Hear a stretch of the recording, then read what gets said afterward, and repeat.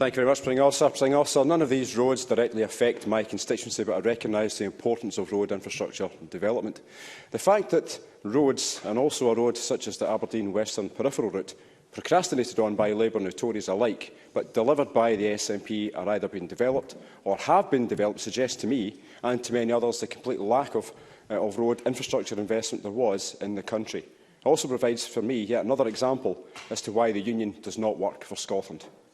These routes in the motion will have went through and will be going through consultation and development in a strategic manner, and they weren't pulled together and designed at the last minute.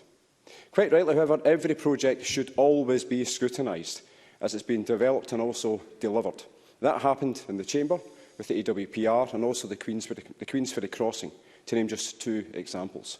Opposition politicians would be criticised actually if that were not happening. I have always enjoyed the drive to Inverness when the SNP used to hold our conferences up at the Eden Court until when the party got so big that we couldn't go there anymore. The road itself, however, was crying out for investment to make it safer, that A9. Now, I remember the campaign, actually it was just touched upon, and certainly in the second session of the Parliament, the campaign that Mr Swinney had a couple of members' debates on this, and which Mordell Fraser spoke in as well, campaigns regarding the Ballinloig Junction and also the Bankfoot junctions. Certainly Mr Swinney was demanding additional investment for parts of the route in his constituency.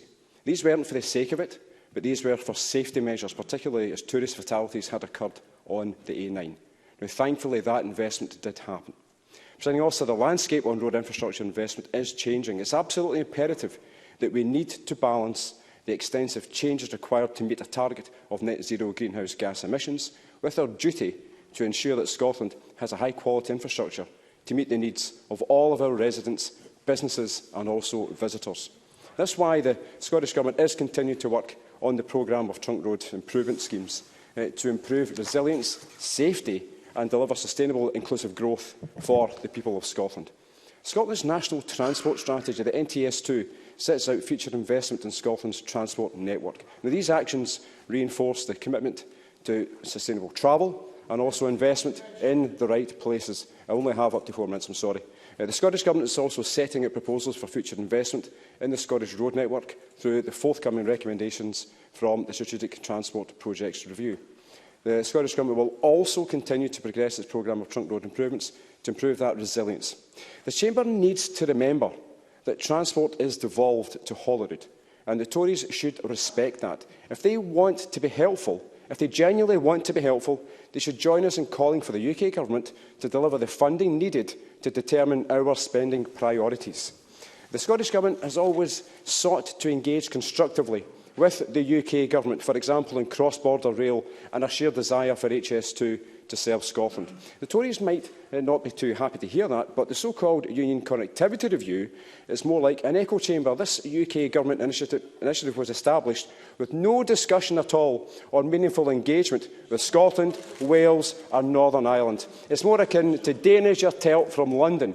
Quite rightly, the Scottish Government will engage with the UK Government in Scotland's best interests, but it will not be complicit in Tory attempts at a power grab on the Scottish Parliament or their bid to encourage a race to the bottom on workers' rights and environmental standards. Presiding Officer, this debate will continue and this Chamber will hear more about transport projects.